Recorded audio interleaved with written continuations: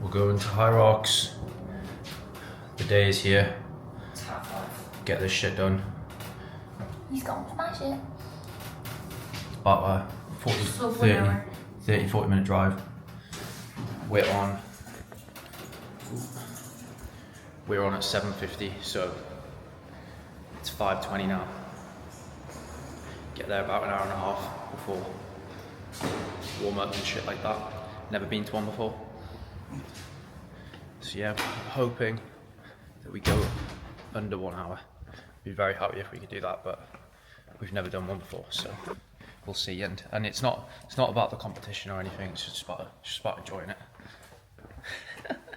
Joking. That's a lie. That's a big lie. Smash it. So in terms of prep for this, I think we've done 8 weeks total. I think I've done six or seven Hyrox sessions. So after the half marathon, we started doing a Hyrox session once a week on a Friday, which is basically instead of an easy run. And I've forgotten what I was going to say. I'll just keep rolling it. Yeah, so after the half marathon, we started off doing like Hyrox workouts, where you do like essentially like mini circuits and stuff like that, and then we transitioned into doing like actual simulations like 3 weeks ago. So the biggest simulation that we've done was a full sim, but with just 80% of the runs, so 800 meters, and I think we did that in like 51 or 52 or something like that. So hopefully we should be able to get under an hour, but it's tough. It's very different from what I've done before, but it's fun, so we shall see. We're gonna get there early, warm up for like an hour, and then get stuck in, and hopefully we'll be done by 9 o'clock. What has been your pre-race fueling strategy? Pre-race fueling, so I'm basically just doing exactly what I've always done before any run or the Hyrox session. So basically, I did actually have some sourdough with honey, which is a little bit more than what I'd usually have. I'd usually have a Bacardi Sweat, which has got like 35 grams of carbs in, with some electrolytes, plenty of water, and I usually have a gel before as well. So I think we're going to have a gel just before we start, and then we're planning on having a gel at the rower, in the rower as well, which is about halfway through, just to give us a little bit of an extra boost. Probably don't need it, to be honest, given that it's under an hour, but just for a little bit of extra energy, but not too much, to be honest. Like carb loaded on Thursday at about 450 grams, and then yesterday hit about 520 grams, so almost 1,000 grams of carbs over 2 days. Don't really need any more than that, so definitely well fueled, ready to go.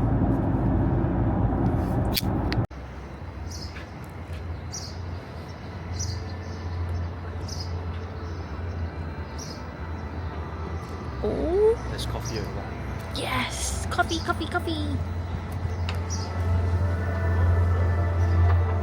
So, I'm just going to vlog today, and I Partner, haven't competitor. First heat, 7 o'clock. Yeah, 7. Adrian, no. I'm like, how hard can it be to change it? Won't be cold for long. Right guys, so this is where we run, I think. We figured out where this goes. They're talking strategies.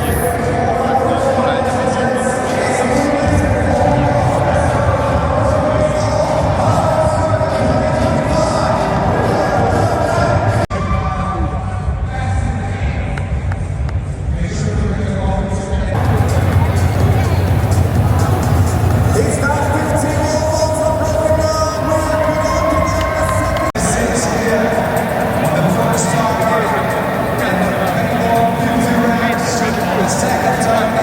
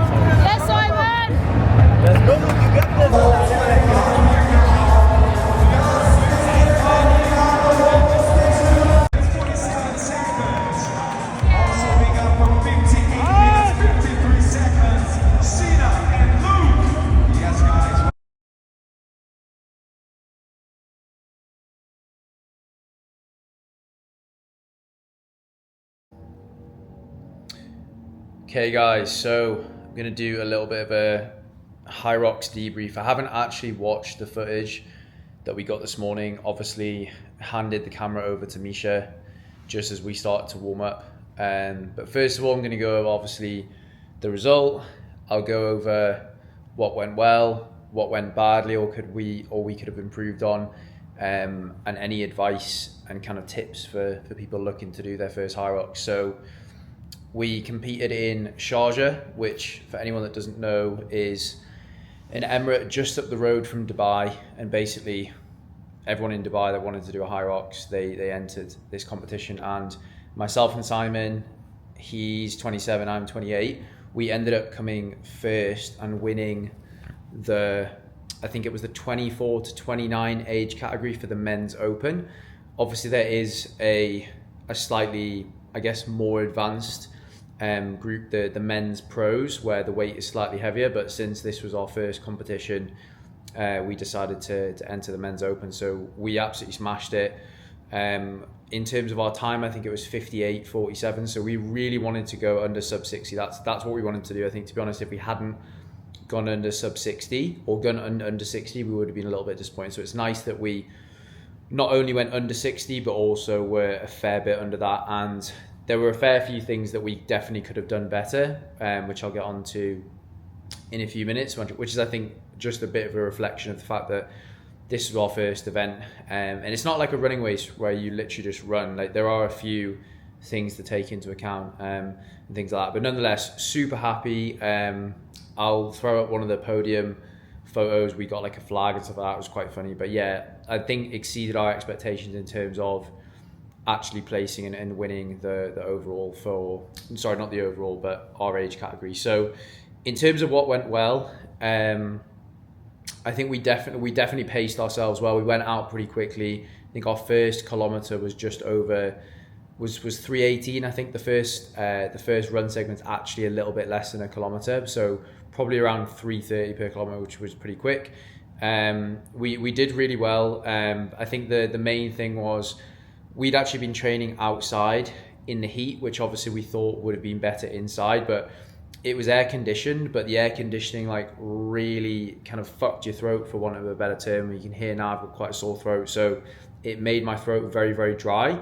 There was water on course, but I was not able to consume nearly as much water as I usually do in a training session. I would say in a 45 to 50 minute training session, I usually be taking on at least 700, 800 mils of water, and I think throughout the entire course I probably had less than 200, because they were in these little white cups. You had to basically stop and drink it, so that was probably a mistake from my side. I think I probably could have trained with slightly less water to get used to it, but I think probably what would have been more beneficial would have been to actually stop for 3 or 4 seconds, drink the water, and then run, because I think you would have made up the time, because obviously if you're dehydrated, it's going to affect your running performance, especially when you're running a kilometer. In terms of the course, it was 2 laps. There were a lot of people on course, and because it was the open, essentially we were a lot faster than quite a lot of people on the course, so we were kind of like trying to dodge and things like that, which definitely made it a little bit challenging at times. My partner Simon is definitely better at performing with less water in tougher conditions, I would say. He's done an Ironman in the past. He's really, really fit. In terms of running ability, we're pretty even. I think he's probably a little bit fitter than me, to be honest, at the moment, because he'd been doing like 3 runs a week on top of the Hyrox training. I could definitely see that today. He recovered a lot better from the stations going into the run, whereas the thing that I struggle with, and what I would definitely work on more if I were to do another one, which I probably will next year, is the compromise running, coming off the stations into the run. For the first 500 meter lap, I found quite challenging, and then as your heart rate actually starts to come down into that second lap, I started to kind of like speed up, or not necessarily speed up, but it just felt a lot comfortable. But yeah, we placed obviously really well. We performed really well. We definitely didn't like go out too hot. I think the middle and the stations that I suffered the most on going into the run, like, I actually found the strength stations no problem whatsoever, to be honest. It's just going into the run after doing that. But the hardest ones were definitely the row, because I did a big segment on the row, and I did about 550 meters. Burpee broad jumps obviously really jack up the heart rate, so it's hard to run after that. and then the sled pull as well. I find that pretty tough. And then the last couple of stations are not as challenging for us. The farmer's carry was pretty easy. Like, we pretty much ran with those kettlebells, and we both, I think, were able to run a little bit further than we thought without dropping them. And the lunges as well are okay, because it's just 20 kilos, and we usually kind of lift a lot heavier on our legs. In terms of what kind of didn't go well and what could have gone, what we would definitely correct for next time, just a few things like weaving in and out of people is very difficult. That's not really our kind of fault, though. There were a lot of people running in the fast lane on the left that were not quick enough to run there, so we were having to run around them. We were knocking shoulders with quite a lot of people. A few people actually got quite annoyed. Just kind of like, I think the organisation wasn't great from the team there, to be honest. They didn't really show you which erg to go to quickly enough, so we sometimes had to change erg, wasted a little bit of time there. So I think like those little mistakes and stuff with the ergs probably cost us around 30 seconds. I think we probably would have been better for next time. Wall balls at the end, I was fucked by the end, so there were a few that didn't reach the required height. So I think we got about 5 no throws or whatever on the wall balls, but from what the other people were saying who were watching us, they said they were pretty harsh there. But yeah, look, for our first one, amazing. I think we definitely could have knocked 30 seconds off if we corrected and tidied up a few things. And I think our average pace on the runs was probably around 4:15, which is just over our half marathon pace. And we both just kind of realized, if you improve your running and you get yourself down to like 4-minute Ks, you're going to save so much time. So I don't really understand why a lot of people that do these events, like if the running is the weakness or if they can improve it, like if you're running 5-minute kilometers, like you can get fitter and do more running and save yourself so much time, because unless you're really poor on the stations, unless you're very weak or really bad at burpees, for example, like they're pretty easy. So if you're looking to do Hyrox or you're looking to improve your Hyrox, I would say definitely focus on your running. And the structure that we followed for our running was an interval session midweek ranging from 800 meters all the way up to kind of like 1 mile repeats at a fast pace. And then we did a longer aerobic run on the weekend. Then we did the Hyrox session. I probably would have done another run on top of that, but I had a little bit of a knee niggle over the last couple of months, so I didn't want to push it. But main advice, I would say, if you're doing one, you've never done one before, make sure that you do make a conscious effort to take a good amount of water on course, because I was definitely dehydrated, and it definitely probably affected me on the runs. And I would just say really focus on your running. I think, especially if you're doing doubles, if you think about it, if you're splitting the ergs and you're doing the row or the ski evenly, you're doing 500 meters on each of those ergs. See so many people rowing for like half an hour to an hour a week, trying to work on their rowing, when you'd be much better off working on your running. And as long as you're not bad at the ergs, you'll be totally fine. And then it's just about kind of having the technique with the burpee broad jumps and making sure that you can do the wall balls. But yeah, look, it was a sick experience. I'm definitely glad that I've ticked the box there. I think I'll probably do one a year.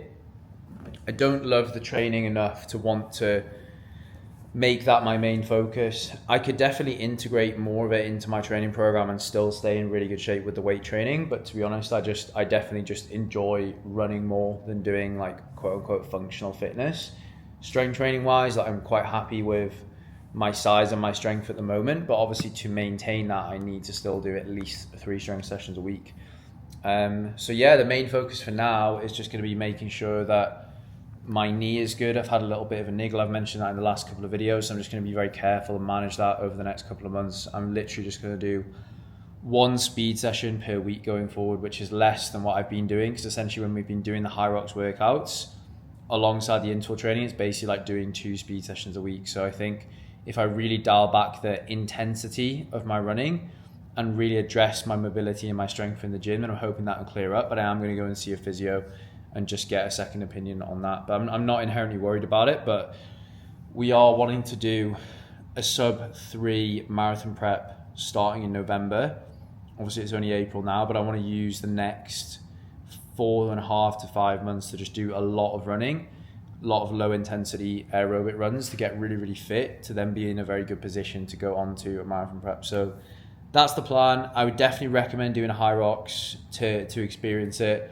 It's obviously a massive craze at the moment, and it's a suffer fest for an hour. like if you're doing, probably should have mentioned this earlier in the video, but if you're doing like a 10K, a half marathon or marathon at a PR effort, I would say it should only really get really hard probably in the last third of the race. Like for example, with a half marathon, if you're on pace, things should start to get quite tough at around kind of like the 10 miles, 16K mark, whereas Hyrox is pretty fucking tough from about 5 minutes in, to be honest. Like going into that second run after the ski, we were blowing there. But yeah, I definitely recommend it. So I'm gonna wrap it up now. I'm actually gonna go and watch the footage from today, put this all into a video. I might try and get it uploaded tonight. I'm definitely gonna try and put a little bit more structure into my YouTube videos going forward, and maybe make them a little bit more educational, just so I'm providing good value rather than just, like, I obviously want to document the process and explain to people kind of what I'm doing, but I want to really try and provide value, because I feel like some of the videos that I put out recently, it's just been like documenting my life, which is obviously good, and I think it's good for people to see the journey, but yeah, I'm going to take things up a little bit. So yeah, all good. I'm absolutely knackered. I'm going to go and recover.